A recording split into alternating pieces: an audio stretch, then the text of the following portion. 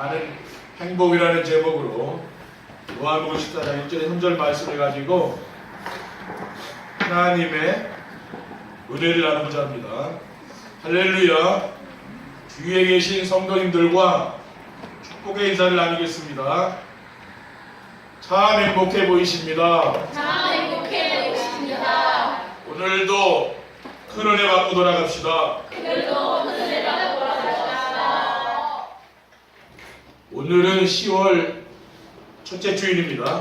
이제 금년도 3개월밖에 남지 않았습니다.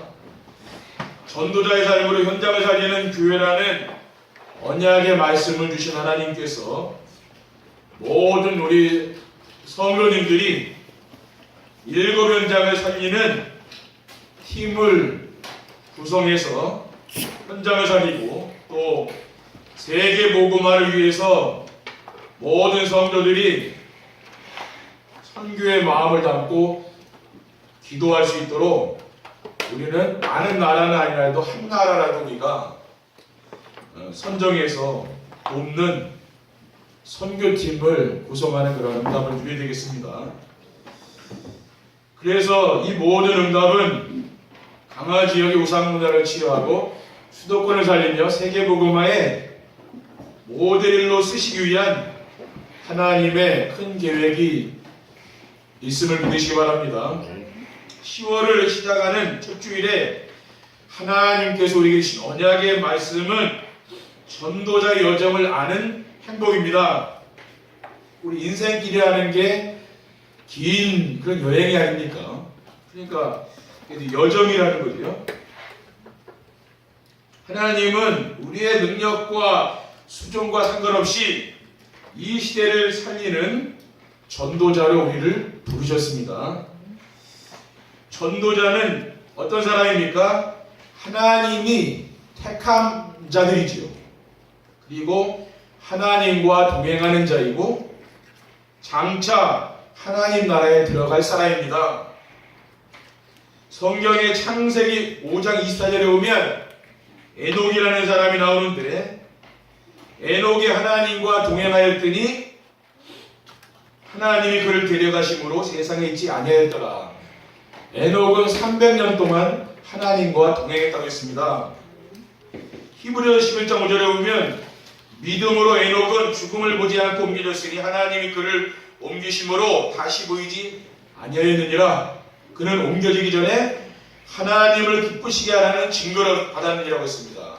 우리가 매주일 강단에서 떨어지는 이 말씀과 우리가 동행하게 되면은 에녹과 같이 하나님과 동행하는 삶을 살게 되는 겁니다. 그리고 요한복음 14장 1절에 3절에 너희는 마음에 근심하지 말라. 하나님을 믿으니 또 나를 믿으라. 내 아버지 집에 거할 곳이 많도다라고 했습니다. 염려 근심 걱정하지 말라고 말이죠. 왜? 하나님을 믿고 우리가 또 그리스도를 믿기 때문입니다. 인생의 모든 문제를 해결하신 그리스도께서 지금도 우리 안에 성령으로 함께 하시기 때문에 염려하지 말라고 말이죠.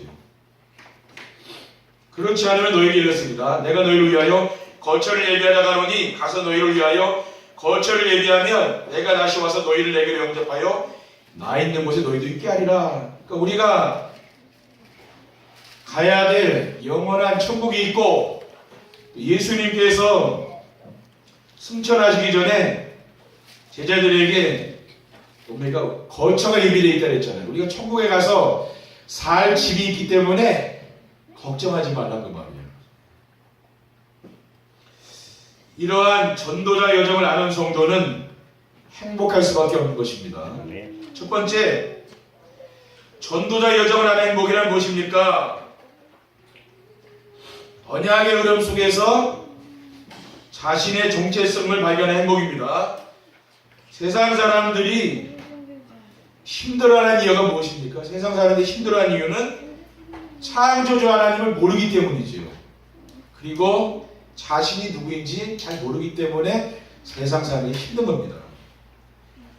우리 성도들도 언약 안에 있는 자신의 정체성을 모르면은 불신자처럼 고통당하면서 살 수밖에 없는 거죠. 우리는 창세전에 그리스도 안에서 택함 받은 하나님의 자녀입니다. 이게 바로 나의 정체성이에요. 에베소 1장 4절 5절에 보면 곧 창세전에 그리스도 안에서 우리를 택하사 우리로 사랑 안에서 그 앞에 거룩하고 미합게 하시려고 그 기쁘신 뜻대로 우리를 예정하사 예수 그리스도로 말미암아 자기의 아들들이 되게 했다고 했습니다. 그리고 우리는 어떠한 사람들입니까? 어두운 세상을 밝히는 빛이라고 했어요. 그리고 죽어가는 세상을 살린 소금입니다. 빛과 소금이 없으면 세상이 어떻게 되겠습니까? 온통 암흑 세상이고 뭡니까? 모든 게 부패돼서 음식물도 먹을 수가 없잖아요. 왜? 소금이라는 게 부패를 막는 거 아닙니까? 마태복음 5장 13절에 16절에 너희는 세상의 소금이니 만일 그 맛을 잃으면 무엇으로 짜게 하리요? 후에는 아무 쓸데없어 다만 밖에 버려져 사람에게 밟힐 뿐이니라. 너희는 세상의 빛이라. 산 위에 있는 동네가 숨겨지지 못할 것이요 사람이 등불을 켜서 발 아래에 두지 아니하고 등경 위에 두나니 이러므로 집안 모든 사람에게 비치느니라고 했습니다. 이같이 너희 빛이 사람에게 비치게 하여 그들로 너희 착한 행실을 보고 하늘에 계신 너희 아버지께 영광을 돌리게 하라. 그러니까 우리 성도님들의 착한 행실을 보고 하늘에 계신 아버지께 영광 돌리게 하라. 이런 말씀하십니다. 그리고 우리는 어떤 사람들입니까? 내가 누구입니까? 복음이 없어서 재앙 만난 시대에 복음을 회복하여 재앙을 막는 전도자죠. 베드로전서 2장 9절에 보면 그러나 너희는 택하신 족속이라고 했습니다. 왕같은 제사장이요 거룩한 나라요 그의 소유가 된 백성이라고 했습니다. 이는 너희를 어두운 데서 불러내어 그의 귀한 빛에 들어가게 하신 이의 아름다운 덕을 선포하게 하렵니다. 그러니까 사탄을 멸하신 왕이지요. 또 우리를 저주에서 해방하신 제사장, 그리고 어두운 세상을 밝혀주는 빛으로 하나님 우리를 불렀다고 말입니다. 그러니까 이 말씀이 내 마음속에 정말 살아서 역사해야 되는 거죠. 그러면 어떻게 됩니까? 우리는 이 시대에 살리는 재앙 막는 전도자가 됩니다. 그러니까 우리가 예배 시간에 제일 중요한 게 뭡니까? 강단의 말씀을 통해서 내가 은혜를 받는 게 중요하죠. 은혜 받으면은 말씀이 이게 깨달아집니다. 그렇죠? 은혜를 못 받으면은 이 말씀이 잘 안 깨달아지잖아요. 은혜 받는 사람은 뭐냐면은 늘 듣는 말씀인데 그 말씀도 새롭게 들리는 거죠. 그리고 전도자의 여정을 하나님 보기란 무엇입니까? 여러분이 전도자의 여정을 가면은 행복하지 않겠습니까? 우리 인생길이라는 건요 단거리 경주가 아니라니까 마라톤하고 똑같죠. 긴 여행길을 가는 거기 때문에 금방 응답받으려고 하면 안 됩니다. 그렇죠? 하나님이 큰 그릇에게는 뭡니까? 큰 게 담기거든요. 큰 그릇은 금방 만들어지는 게 아니에요. 여러 가지 고난과 역경을 통해서 큰 그릇이 되는 것이죠. 거기에는 뭡니까? 하나님이 큰 계획이 있는 거 아닙니까? 여러분 인생에 정말 고난이 왔다면 하나님 뭡니까? 큰 응답 주시겠다는 말 아닙니까? 그렇죠? 내가 고난 안 당하고 편하게 인생 살 사람은 큰 그릇이 안 되는 거 작은 그릇이죠. 그래서 삶의 여정에서 하나님의 나라를 누리며 사는 행복입니다. 전도자에게는 하늘과 땅의 권세를 가진 그리스도께서 항상 함께 하십니다. 마태복음 28장 1절에 보면 내가 너희에게 분부한 모든 걸 가르쳐 지키게 하라 볼지어다 내가 세상 끝날까지 너희와 항상 함께 있으리라. 여러분 염려하지 말라니까. 왜? 하나님이 여러분 편이 돼서 여러분과 지금 함께 계시지 않습니까? 근데 우리가 현장에 가면은 이걸 놓치고 사는 거예요. 염려 걱정이 확 오잖아요. 그렇죠? 그러니까 뭡니까? 이 말씀이 다 어디 가는지 없는 거예요. 그때는. 그래서 우리가 사단에게 또 속게 되는 거죠. 그리고 우리 주일날 또 오면 뭡니까? 이 말씀이 또 은혜 받으니까 한 주간 나에게 힘이 되는 거죠. 그래서 우리는 하나님이 천국 갈 때까지 매주 예배드리게 이렇게 만들어 놓은 겁니다. 그리고 가는 곳마다 흑암 세력이 떠나가고 생명운동이 일어납니다. 사도행전 8장 4절 8절에 보면 그 흩어진 사람들이 두루다니며 복음의 말씀을 전할세 빌립이 사마리아 성에 내려가 그리스도를 백성에게 전파하니 무리가 빌립의 말도 듣고 행하는 표적도 보고 한 마음으로 그가 하는 말을 따르더라고 했습니다. 많은 사람들에게 붙었던 더러운 귀신들이 크게 소리를 지르며 나가고 또 많은 중풍병자 못 걷는 사람이 나오니 그 성에 큰 기쁨이 있었다 그랬습니다. 흩어진 사람들이 복음을 전했잖아요. 초대교회는 엄청난 박해와 핍박이 오지 않았습니까? 그래서 각지로 흩어져서 복음을 전했는데 빌립이 아무도 가지 않는 사마리아 성에 가서 복음 전하지 않습니까? 근데 거기에 말씀의 역사들이 나타나게 되잖아요. 그럼 사람들이 치유되고 막 회복되는 게 보이는 거죠. 그러니까 교회가 그런 것입니다. 그러니까 교회는 건강한 사람이 오는 것이 아니고요. 병든 사람들이 교회에 와서 치유되고 건강한 사람에 대해서 전도자로 하나님께 쓰임받는 것이죠. 근데 우리가 그래서 교회에서 가장 중요한 것은 치유사역입니다. 그렇죠. 우리가 치유되는 만큼 여러분이 전도자를 쓰임받는 거예요. 내가 잘 치유가 안 돼 있는 사람은 어떻게 됩니까? 아무리 내가 전하려고 해도 잘 안 되죠. 왜 그렇습니까? 아니 치유의 시간표가 되는 거죠. 그렇죠. 여러분이 치유되면 어떻게 됩니까? 그때는 사명이 있어서 진짜 현장에 가서 복음 전하는 그런 사람으로 바뀌는 겁니다. 그리고 하나님이 준비해준 제자를 만나며 현장이 변화됩니다. 근데 여러분이 생명운동이 일어날 뿐만 아니라 거기에 이제 제자가 또 붙는 거예요. 그런 응답이 또 와요. 사도행전 19장 8절 6절에 보면 바울이 회당에 들어가 석 달 동안 담대히 하나님 나라에 관하여 강론하며 권면하되 어떤 사람은 마음이 굳어 순종하지 않고 무리 앞에서 이도를 비방하거늘 바울이 그들을 떠나 제자를 따로 세우고 두란노선에서 날마다 강론하니라. 그러니까 바울이 에베소 지역에서 말씀 운동하니까 제자들이 땅에 일어났잖아요. 제자를 따로 세웠어요. 두란노선에서 날마다 강론했다 그랬어요. 2해 동안 이같이 하니 아시아에 사는 자는 유대인이나 헬라인이나 다 주의 말씀을 듣더라. 그러니까 그 에베소 지역의 모든 그 우상 문화, 흑암 문화들이요, 귀신 문화가 다 무너지는 겁니다. 왜? 제자들이 일어나서 현장에서 말씀 운동하는 응답을 누리는 거죠. 그러니까 여러분의 가정에서요, 이 말씀 운동이 일어나고 여러분 또 산업 현장에서 이 말씀 운동이 일어나길 바랍니다. 제자가 세워지면 그렇게 되는 거예요. 그렇죠. 그리고 전도자의 여정을 하는 행복이란 무엇입니까? 영원한 천국과 면류관을 바라보며 사는 행복입니다. 전도자에게는 천국이 보장되어 있습니다. 디모데후서 4장 18절에 보면 주께서 나를 모든 악한 일에서 건져내시고 또 그의 천국에 들어가도록 구원하시리니 그에게 영광이 세세무궁토록 있을지어다. 아멘. 그래서 천국에 들어가도록 구원하겠다 그랬잖아요. 그러니까 천국이 있는 겁니다. 우리가 이 땅을 떠나가는 날 지옥도 있고 천국도 있는 거지. 그리고 전도자에게는 의의 면류관이 예비되어 있습니다.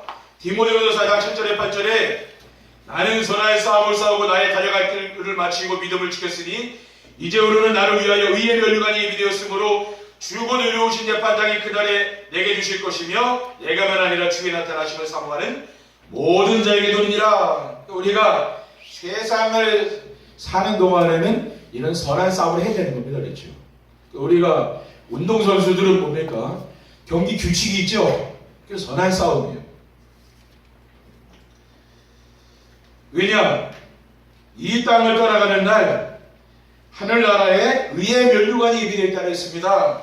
그러니까 우리는 이 면류관을 바라보며 행복하게 사는 것이죠.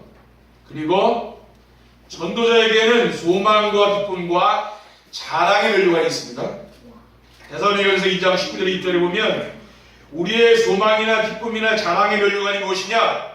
그가 강림하실 때 우리 주 예수 앞에 너희가 아니냐? 너희는 우리의 영광이요 기쁨이라고 했습니다. 우리의 소망, 기쁨, 그 자랑의 면류관이 누구냐 그랬습니다. 누굽니까? 여러분이 그리스도를 영접해서 구원해서 제자 삼은 사람 있죠?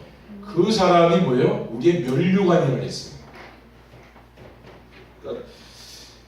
이 사도 바울은 뭡니까? 데살로니가 교회 교인들이 사도 바울에게 천국에서 내가 써야 될 면류관이라는 말이에요. 우리는 이것을 바라보면서 살아가는 것이죠. 두 번째, 전도자 여정을 하는 행복한 삶을 살려면 어떻게 하면 되겠습니까? 하나님의 말씀을 나에게 준 언약으로 붙잡아라. 여러분이 평생 이 말씀을 들으면서 내가 성경을 읽으면서요, 내 언약의 말씀이라는 게 있어야 돼요. 저는 그런 말씀이 있거든요. 근데 그게 있어야 되는 거예요, 그렇죠? 천국은 뭡니까? 침노하는 자의 것이라고 했어요. 예수님께서 제자들에게 말씀하셨습니다. 침노한다는 말은 뭡니까? 성가시게 달라붙어 손해를 끼치거나 해친다는 말입니다. 침노한다는 것은 뭔가를 막 자꾸 뚫고 들어가는 거죠. 방어벽을 뚫고 들어가는 그런 걸 말하는 거예요. 마태복음 11장 12절에 보면 세례 요한일 때부터 지금까지 천국은 침노를 당하나니 침노하는 자는 빼앗느니라. 천국은 침노하는 자의 것이라고 있습니다. 그래서 여러분이 이 말씀을 어떻게 해석해야 되냐면 육신적으로 해석하는 게 아니고 영적으로 하나님의 은혜를 사모하는 사람 있죠? 그러니까 하나님은 제가 과거에 경험해봐도 은혜를 사모하니까 하나님 은혜를 주더라고요. 우리가 예배 드릴 때도요, 은혜를 사모하셔야 됩니다. 그러면 어떻게 됩니까? 더 큰 은혜가 임하는 거예요. 또 내가 너무 하나님의 은혜를 사모해서 매일매일 이 강단의 말씀을 듣는 사람은요, 더 큰 은혜가 임하는 거예요. 왜? 은혜를 사모하는 사람에게 주는 거예요. 그리고 하나님은 언제나 말씀으로 성도들과 함께 하십니다. 요한복음 15장 10절에 보면 너희가 내 안에 거하고 내 말이 너희 안에 거하면 무엇이든지 원하는 대로 구하라. 그리하면 이루리라고 있습니다. 그러니까 그리스도 안에 우리가 거하고 그리스도의 말씀이 내 안에 있으면은 구하는 대로 응답을 응답했어요. 그러니까 뭡니까? 말씀이고 하나님이고 그 말씀 붙잡고 사는 그 응답이에요. 그렇죠. 근데 대부분 성도님들이 어떻게 신앙생활 합니까? 우리 교회는 안 그러시면 다른 교회 보면은 거의 자신이 지금 원하는 말씀을 잡으려고 해요. 그렇죠. 자기가 지금 뭔가 필요한 말씀 있죠? 그것을 들으려고 하기 때문에 말씀이 잘 안 들리는 거예요. 이 하나님 말씀을 우리가 선포하는 것이 강단에 설득하는 건 아니거든요. 하나님이 여러분을 향한 그 계획을 알고 여러분 믿음의 나이가 있을 거 아니에요, 그렇죠? 그 믿음의 수준에 따라서 이 메시지가 들리는 게 다 다르다니까요. 어떤 사람은 딱딱한 음식을 먹을 만한 그런 말씀이 들리는 사람이 있어요, 그렇죠? 사명 같은 거. 어떤 사람이 이제 새신자는 뭡니까? 죽을 먹어야 되는 거예요. 젖 먹어야 되고. 이런 사람은 잘 안 들리죠, 그 말씀. 그 사람에게 또 쉬운 말씀이 들려요. 하나님이 주시는 말씀이 다 다른데 우리가 내 생각을 버리고 내 상황을 생각하지 말고 말씀을 집중해야 되는 거예요. 그래야 이 말씀이 들립니다. 그렇지 않으면 뭡니까? 목사님 나한테 이 말씀 좀 해줘야 되는데 이런 말씀이 안 나오네 이렇게 생각이 될 수 있어요. 왜? 그거는 나 중심이라 사람 누구나 내가 듣길 원하는 말씀을 찾기 원해요. 그거는 어떻게 보면 속는 것이 하나는 얘기예요. 뭡니까? 하나님이 여러분에게 원하는 말씀 있죠? 그것을 잡으셔야 된다. 그 말이에요. 그리고 하나님의 말씀은 언제든지 믿는 자들을 위해 주신 것입니다. 이것은 불신자 대상으로 하는 건 아니죠. 그렇죠? 믿는 하나님의 백성에게 주시는 말씀이잖아요. 디모데후서 3장 14절 15절에 보면 그러나 너는 배우고 확신한 일에 거하라. 너는 내가 누구에게서 배운 것을 알며 또 어려서부터 성경을 알았나니 성경은 능히 너로 하여금 그리스도 예수 안에 있는 믿음으로 말미암아 구원에 이르는 지혜가 있게 하느니라. 그러니까 배우고 확실한 일에 거하라. 사도 바울은 디모데에게 지금 이 편지를 보낸 거 아닙니까? 성경 말씀을 가지고 하는 그 말이에요. 그러니까 여러분의 인생의 집을 어디에 세워야 됩니까? 하나님의 말씀을 세워야 되는 거예요. 세상 사람들이 말은 옳은 것 같아도 틀린 겁니다. 왜? 어려서부터 네가 성경을 알지 않았냐? 성경은 그리스도 예수 안에 있는 믿음으로 말미암아 구원에 이르는 지혜가 있다고 말이에요. 그게 성경 말씀이거든요. 그러니까 우리가 뭡니까? 그래서 강단에서는 주로 하나님의 말씀을 대언하는 겁니다. 그렇죠? 왜? 우리 성도님들에게 이 말씀을 하나님 주신 거 아닙니까? 이 말씀을 붙잡고 여러분이 기도하시면 응답하는 거죠. 그리고 전도자 여정을 하는 행복한 삶을 살면 어떻게 하면 됩니까? 환경과 사람들의 말과 자신에게 속지 말아야 됩니다. 근데 대부분 성도들 어떻습니까? 자기 환경의 어려움 이런 걸 못 이기잖아요. 그렇죠? 또 인간관계 갈등 이런 게 오지 않습니까? 그렇기 때문에 강단에서 이제 은혜 받은 말씀 이거는 어디 가는지 또 없는 거죠. 우리 현장 가면 여러분이 언약의 말씀을 놓치기 쉽다고. 그래서 우리가 정시 예배하자는 이유는 뭐냐면은 자꾸 우리의 상황이 하나님을 믿지 못하도록 사탄이 공격을 합니다. 그렇죠? 또 중요한 인물들은 더 공격을 해요. 왜? 앞으로 큰일 날 사람이니까. 그렇죠? 그래서 요즘 저는 성경을 늘 교회에서 늘 메시지 준비를 많이 하잖아요. 그러니까 성경 읽을 기회가 많잖아요. 그러니까 여러분이 후대들이 목사가 되면 참 좋은 겁니다. 그렇죠? 왜냐? 성경을 가까이 하기 때문에. 그러니까 여러분 자녀들을요, 목사를 기르려면 그게 제일 좋은 거예요. 왜냐? 늘 성경 안 읽을 수 없잖아요. 그렇죠? 늘 봐야 되는 거예요. 근데 평신도 문제는 사실 그게 안 되잖아요. 세상 일 때문에. 근데 목사는 늘 주업이기 때문에 늘 봐야 됩니다. 그러니까 더 말씀을 가까이 하고 하나님을 더 의지할 수밖에 없죠. 히브리서 13장 가자에 보면 모든 사람은 결혼을 귀히 여기고 침소를 더럽히지 않게 하라.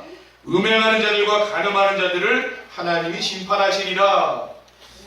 저는 이 말씀이 그렇게 늘 이 말씀을 보면 제게 이 말씀이 은혜가 되더라고요. 왜냐? 지금 갈수록 지금 가정이 많이 깨져나가잖아요. 그리고 또 우리나라에도 동성애 문제가 얼마나 심각합니까? 그렇죠? 그게 뭐예요? 다 이게 결혼을 소중히 여기지 않고 침소를 더럽힌 데서 오는 거 아닙니까? 그래서 세상 사람들의 기준은 뭡니까? 근데 상대적인 거예요. 지금 오늘날 뭐 연예인이라든가 뭐 세상 사람들과 얼마나 지금 우리가 좀 타락한 걸 많이 보잖아요. 그렇죠? 근데 우리 랩런트들도 그걸 보면서 뭘 배우겠습니까? 그렇죠? 그런 유명 연예인들 뭐 이런 사람들 가수들 이런 게 타락한 모습을 보면은 우리도 저렇게 살아야 되겠구나. 말하자면 우리 랩런트들이 그렇게 배울 거 아니에요. 그러니까 지금은 중고등학생들도요, 진짜 이 순결을 지키는 거를 아주 천연기념물 같이 그렇게 생각한다더라고 지금은. 지금 왜냐하면 그 정도로 지금 타락해 있는 게 세상이. 세상의 문화가 성적으로 아주 타락되어 있는 거예요.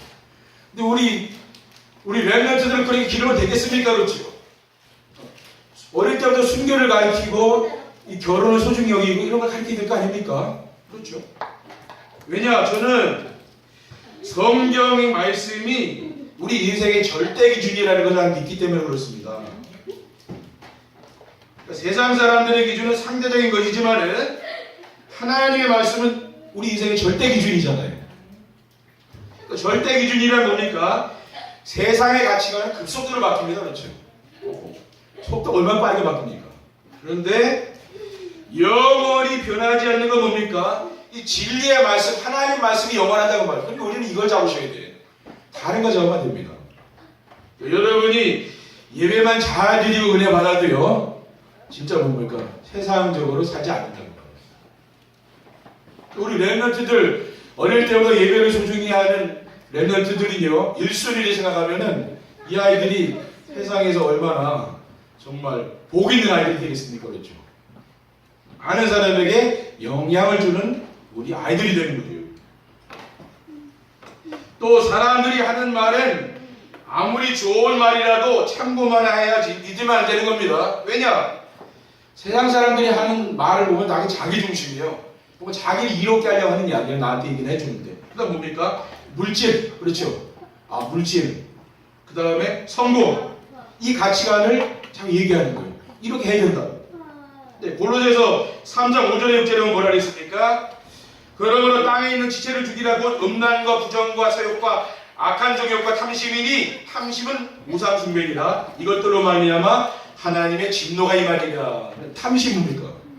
지나친 욕심만 그렇죠. 다른 사람의 해칠 정도로 지나친 그게 우상숭배라고 했어요. 그렇죠. 그리고 사탄은 뭡니까? 사람들의 말과 자신의 무능으로 속이는 거죠. 그러니까 우리는 자꾸 사람의 하나님 말씀 주일날 들은 건 어디 가고 주중에 뭐요? 또 누가 얘기해주면 또 그거에 또 흔들리잖아요. 그 다음에 나 같은 사람이 뭐 할 수 있겠냐? 늘 무능 때문에. 그러지 않습니까? 이러한 사탄의 속임수에 넘어가지 아니하려면 뭡니까? 영원하신 하나님의 말씀의 능력을 믿고 살아라고 말이에요. 여러분 복음의 능력을 믿고 살아라고 말입니다. 야고보서 1장 16절에 17절에 보면 이런 말씀이 기록되어 있습니다. 내 사랑하는 형제들아 속지 말라. 온갖 좋은 은사와 온전한 선물이 다 위로부터 빛들의 아버지께로부터 내려오나니 그는 변함도 없으시고 회전하는 그림자도 없으시니라 했어요. 속지 말라고 말해요. 세상 사람들의 말에 현혹되지 말라. 왜 그렇습니까? 모든 좋은 은사와 모든 좋은 선물, 좋은 것이 어디서 온다 그랬어요? 하나님께로부터 온다 그랬어요. 하나님이 주신다고 말이에요. 그렇죠? 그러니까 속지 말라고 말이에요. 세상 사람들은 말이에요. 그리고 전도자의 여정을 하는 행복한 삶을 살면 어떻게 하면 됩니까? 받은 말씀을 주변 사람들에게 전해봐야 되는 겁니다.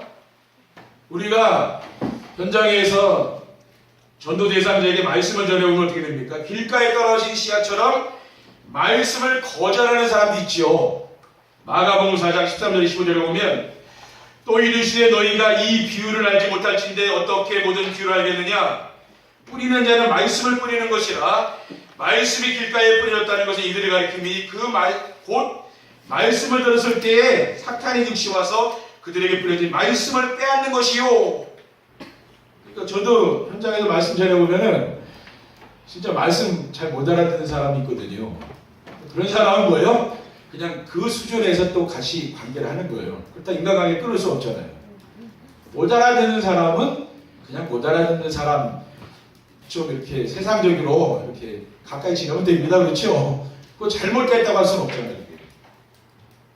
그리고 말씀을 전해보면 돌밭과 가시덤불처럼 말씀을 받지만은 넘어지는 사람도 있다는 거예요.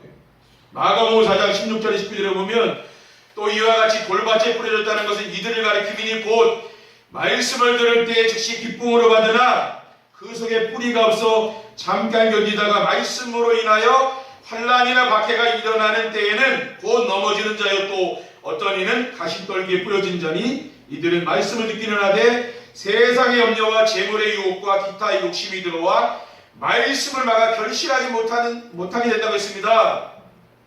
그러니까 돌밭에 뿌려진 씨앗이 뭡니까? 그거는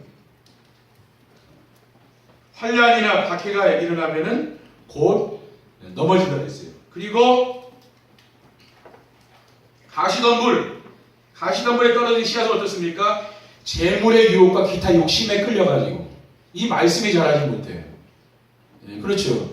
그러니까 여러분이 하나님을 가장 최우선으로 생각하고요. 하나님 말씀을 이 세상에서 가장 우선으로 생각이 됩니다. 그렇죠. 그렇지 않고 나의 하나님보다 돈이 앞서면 그게 돈이 우상이 되는 거죠. 그렇죠. 그러면 말씀이 안 들려요. 그때부터는. 왜? 자꾸 돈 버는 얘기만 해줘야 좋아하지 이 말씀이 싱겁다는 말이에요. 왜 그렇습니까? 그게 내 마음에 뭐가 있느냐에 따라서 들리는 게 다르다는 말이죠. 그렇죠. 그리고 현장에서 말씀을 전해보면 어떻습니까? 옥토에 떨어진 씨앗처럼 100배, 60배, 30배의 열매를 맺어냈어요. 옥토에 떨어지니까. 마가복음 4장 1절에 보면 좋은 땅에 뿌려졌다는 것은 곧 말씀을 듣고 받아 30배나 60배나 100배 결실을 하는 자니라. 그러니까 여러분 다 이 옥토에 떨어진 씨앗같이 여러분의 마음 상태가 이렇게 되길 바랍니다. 여기는 그냥 말씀이 들어오는 대로 막 쭉쭉 빨아들이는 거예요. 그렇죠. 이런 사람은 어떤 사람입니까? 절대제자, 교회 안에 절대제자 있잖아요. 교회 안에 또 치유대상도 있는 거지요. 그렇죠. 또 말씀을 잘 못 알아듣는 사람도 있습니다. 또 사명자도 있고 충성자도 있어요. 그런데 절대제자는 어떤 사람이냐? 강단의 말씀을 하나님의 말씀으로 믿고 따라가면서 순종하는 사람이 있다고 말해요. 이런 사람이 가장 충성된 분입니다. 그러니까 우리 교회는 밖에 가서 뭐 전도를 많이 하고 그런 사람이 충성된 일꾼이 아니고 이 강단의 말씀을 그냥 따라가는 사람 있죠? 그 사람이 이제 충성된 사람이에요. 충성된 종이요. 그런 사람은 뭡니까? 하나님께도 인정받고요. 그런 사람은 목회자한테도 인정받는 거죠. 그런 사람이 되시면 됩니다. 세 번째, 전도자의 여정을 하는 행복한 삶을 살게 되면 어떻게 됩니까? 환경 때문에 흔들리지 않습니다. 하나님의 언약 안에서 자신의 정체성을 발견한 사람은 아무리 어려운 상황과 문제를 만나도 그 사건 속에서 하나님의 절대 주권을 믿는 거예요. 절대 주권. 하나님이 허락하셨다는 걸 믿는 거죠. 그러니까 그 속에 있는 하나님의 계획을 찾는 거예요. 아, 이 속에 무슨 계획이 있을까? 빌보서 4장 6절에 보면 아무것도 염려하지 말고 다만 모든 일에 기도와 간구로 너희 구할 것을 감사함으로 하나님께 하려고 했어요. 그러니까 우리는 기도하면 되지 않습니까? 기도하다 보면 하나님이 여러분 은혜를 주거든요. 그럼 깨달음이 오잖아요. 그렇죠? 그리고 전도자의 여정을 하는 행복한 삶을 살게 되면 사람이나 일하다가 시험에 들지 않는다는 말이죠. 대부분 성도들이 인간관계 갈등, 또 일하다가 시험에 들잖아요. 왜 그렇습니까? 전도자의 여정, 그렇죠? 언약의 여정, 그냥 모르니까 그래요. 아, 이거는 여정이구나. 그렇죠? 그렇게 생각하죠. 멀리 내다보고 보시라는 말이에요. 그러니까 우리가 너무 교회 안에서도 이렇게 좁게 편협하게 보면은 그거는 편견이 될 수 있어요. 근데 우리 목회자는 주로 전체를 봐요. 그렇죠? 그러니까 모든 성도들이 다 함께 예배드리고 신앙생활하도록 저는 뭐냐면 그 일을 하는 거예요. 그러니까 뭡니까? 네, 한 사람이 이탈하지 않도록 그걸 하고 있는 거예요. 그렇죠? 그래서 신방도 하고 우리가 권면도 하는 이유는 거기 있는 거 아닙니까? 근데 우리 성도님들은 좀 편협하게 볼 수 있다는 말이에요. 전체를 보지 않고. 그러니까 또 시험도 들 수 있는 거예요. 그러니까 멀리 보시기 바랍니다. 우리가 신앙생활 1, 2년 할 게 아니라 우리 평생 해야 되는 거예요. 죽을 때까지. 그렇죠? 그러니까 멀리 보시라고요. 내가 지금 치유가 안 돼도 금방 막 다 치유받으려고 그러지 말. 그럼 천국 가실 겁니까? 다 치유되죠. 그런 사람 빨리 들이가도 왜? 다 치유됐으니까 이제. 천천히 치유받으시고 왜? 그래야 오래 살 거 아닙니까? 그렇죠? 그냥 안 들이간다니까요. 그리고 전도자의 여정을 하는 행복한 삶을 살게 되면 어떻게 됩니까? 항상 기쁘고 쉬지 않고 기도하며 범사에 감사가 됩니다. 전도자의 삶은 복음을 행복하고 복음만으로 충분하며 복음이 모든 것임을 믿고 누리는 삶입니다. 그러면은 우리의 삶에 어떤 일이 일어나면 불평불만이 없어져요. 그리고 감사가 나옵니다. 이게 달라집니다. 그래서 말씀으로 우리를 인도하시고 말씀을 성취하신 하나님을 날마다 누리며 항상 뛰어 기도하고 범사에 감사의 생활을 해야 됩니다. 대선행전서 5장 16절 18절에 보면 항상 기뻐하라 쉬지 말고 기도하라 범사에 감사하라 이것이 그리스도 예수 안에서 너희를 향한 하나님의 뜻이라고 했습니다. 여러분이 다른 일 하지 말고 은혜 받는 데 집중하시기 바랍니다. 그렇죠. 은혜 받는 데 집중하시면 다 인생도 해결돼요. 그렇죠. 우리가 아무리 열심히 일을 해도 내가 은혜가 떨어지면은 자꾸 신앙이 어떻게 됩니까? 자꾸 이게 자꾸 성장이 안 돼요. 여러분이 일하려고 하지 마시고 진짜 은혜 받으시기 바랍니다. 은혜 받으면 다 회복된다니까요. 이번 한 주간도 전도자의 여정 속에서 하나님의 큰 축복이 임하기를 주님의 이름으로 축원드립니다. 기도하겠습니다. 하나님 아버지 감사합니다. 오늘 주신 말씀을 언약의 말씀을 우리가 굳게 붙잡고 우리 후대에게 전달하며 우리의 만나는 사람들에게 전달할 수 있도록 인도해 주옵소서. 주 예수 그리스도의 이름으로 기도드립니다. 아멘.